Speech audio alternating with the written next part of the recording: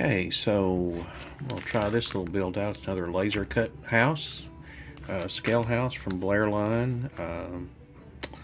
See if I can do this. Doesn't look too complicated, but then that's always a recipe for disaster for me if it don't look complicated. So we'll unpackage this thing and start working on it.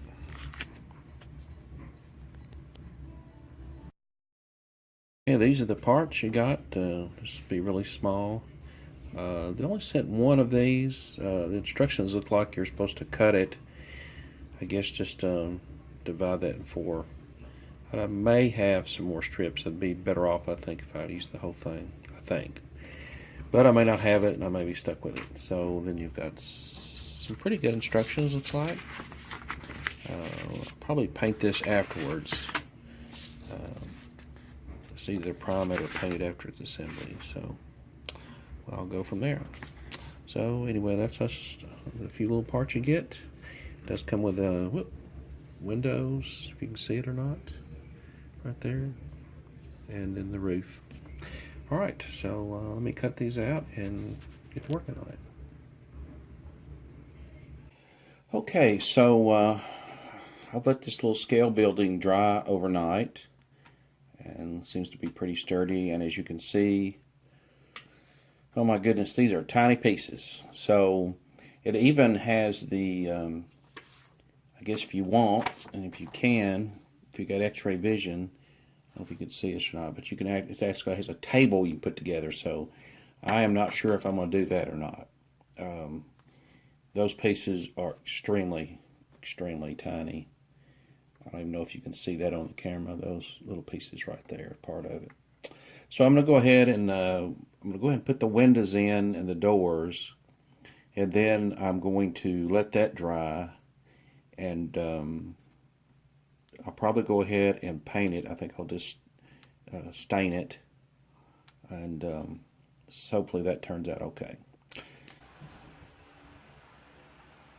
Okay, I finally finished this build, and I'm going to tell you, I do not think I'll ever build one this small again. I had a lot of trouble with it, and there's nothing wrong with the model. I mean, it's finely detailed and everything, but it's just a little too small for me because it is, I wound up losing the glass, and if you see up here, look at that, done wrecked it. You see up here, part of that I broke, and I did finally get the window put in. It just looks like it's got a big gap there, and I tried to fix that, but finally I said, man, I'm looking at messing it up. So this window back here, I wound up breaking part of the door, so I took a thicker piece of the wood, made like a little window sill, and got that fixed in it. It doesn't come with a little smokestack there. I added that to, I don't know, to redeem myself, I guess, from this build. So I've got to paint it. I know it says to paint it, a lot of it beforehand. I don't know how that's going to turn out. I've used several different glues. The best one was the Elmer's white glue. It seemed to work better. I even had a glue that's made for wood, but it just didn't work out that good. So the plan is I'm going to just do a wash in this. Let me back out of this just a little bit. This ink. I like to use inks, and then I'm going to do the roof in the grimy black. I have a question whether or not that'll coat after I do the ink. I guess if I let it dry long enough, it will. The ink, I have a black ink too. I could do the roof in a black ink. So I'm going to do that, and hopefully it doesn't mess the building up. It still could be a pretty good, just a little dilapidated shack. I'm using it for a scale house for my granary collection area. So anyway, I'm going to paint that, and then get that done. We'll show what it looks like.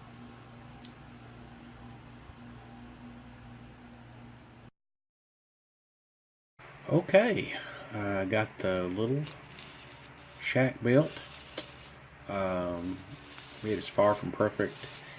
I started painting it. I decided that I was going to use like an amber ink wash on it, and so I did that, and I came back later, and guess what? Well, you can't use water on these little wood buildings because they swelled up. The window fell out, so I had to wind up cutting. Had some little tiny strips of wood, cut it, reset the window in, and then I had to I spray painted it, kind of an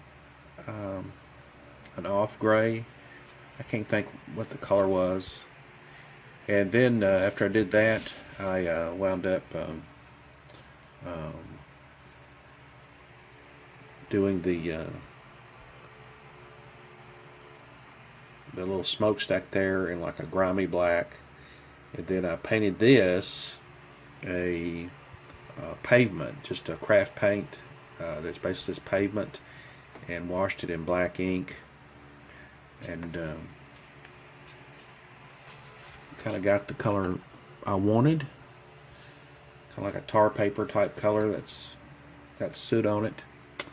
And then of course the paint's still a little bit wet, but then this was kind of a seagull gray, and then I washed the windows in a brown oxide, real dilute, and then I washed the whole building in a black ink.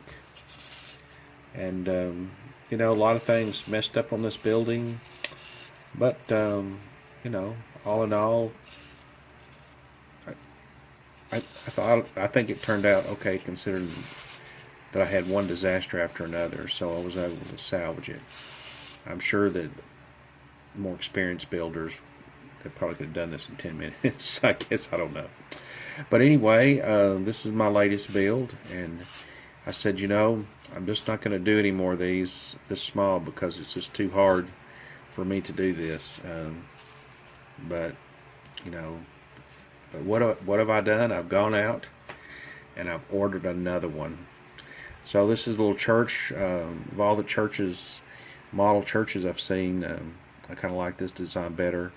There is one about an hour away from me. I thought about building, but I just don't know about my scratch building techniques. You know, if I'm having trouble with this, you know, scratch building would probably be better just to paint a rock.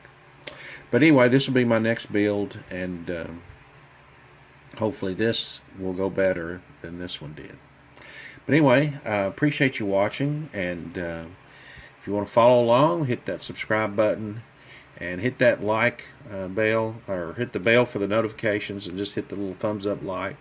I greatly appreciate it, and always really appreciate your comments, good or bad.